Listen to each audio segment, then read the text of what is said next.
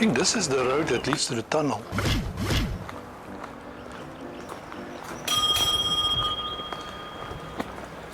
I just want to go to, first things first, you know. So I'll just go through the tunnel, see the waterfall. Sorry?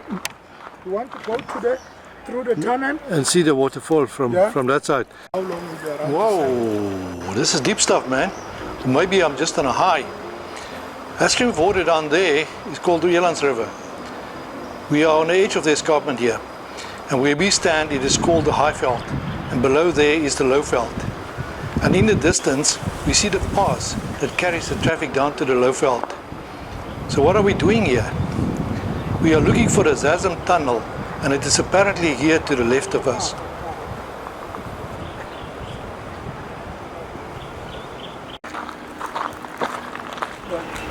Can you tell me what the history of this tunnel is? What happened here? Okay, this tunnel, it was for the steam train before.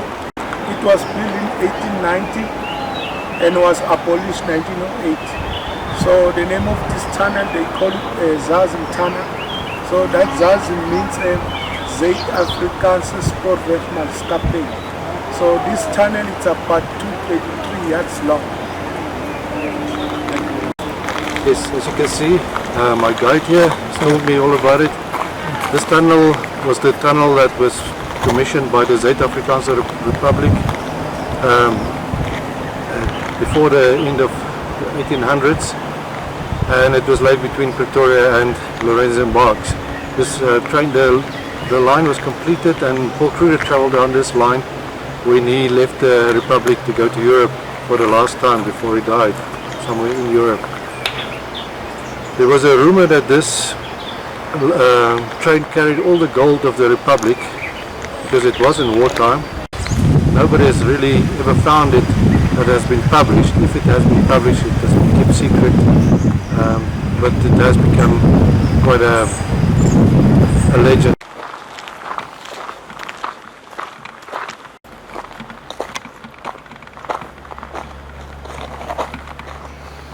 So this is a sample of the rail that used to be here. One part has been changed, removed. You can see there's an extra rail in the middle for gears. The train would use a gear to make sure it doesn't slip down a hill to get, because it was quite a slope that they had to negotiate here. Okay, let's see if it's going to work. The terminology in use for this type of railway is a rack railway, or cogwheel railway, and it is sometimes also called the rack and pinion railway. We enter the darkness of this tunnel and understand that if we get out on the other side, we would have climbed over 10 meters. The gradient was at the maximum gradient of 1 to 20. This slope necessitated the rack railway, as it had to take the train all the way to the valley below there, to the low veld, on its way to the Mozambican harbour at Lourenco Marques, which is called Maputo today.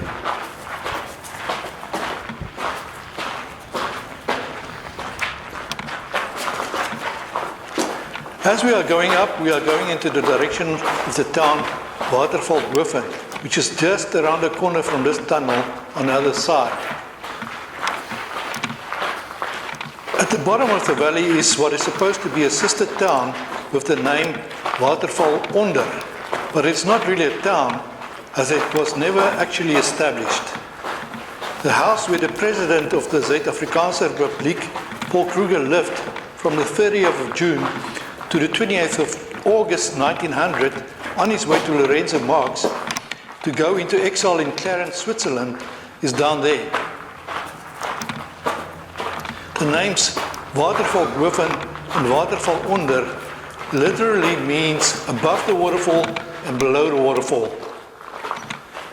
The building of the railway line carried on for many years from both sides, but it reached this area in 1894, and the two towns were established in the following year. Gosh man, this tunnel becomes quite spooky as we carry on. There's no light on the other side of the tunnel. Okay, why is there no light? The tunnel is 211 meters in length. To make it possible in the limited space, it had to curve around a 225-meter radius as well.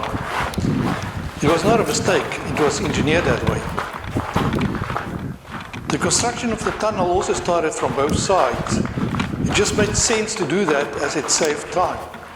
It commenced from October 1892 onward, and the blasters and excavation met in the middle on the 9th of September 1893 with a very small mismatch of 50 millimeters. After this, the tunnel was lined with stonework to ensure that the granite was kept stable.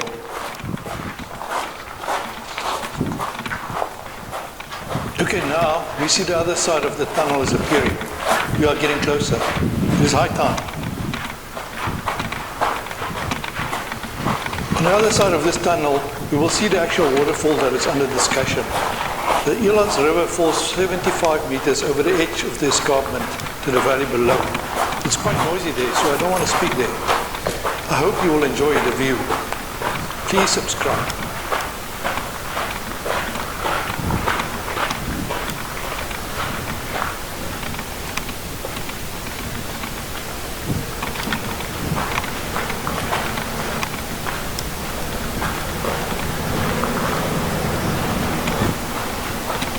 That's it. Man, it's at the end of the tunnel. Like we saw, man. They carried up the tunnel like Yeah, this. you exercise. Yeah. Something like it's watch. Yeah. But that's why I was saying this, and the web said if you try to something, you have to fix it in this part. Yeah. Hope I'm not gonna fall down. Yeah. But where can I stand? Come from.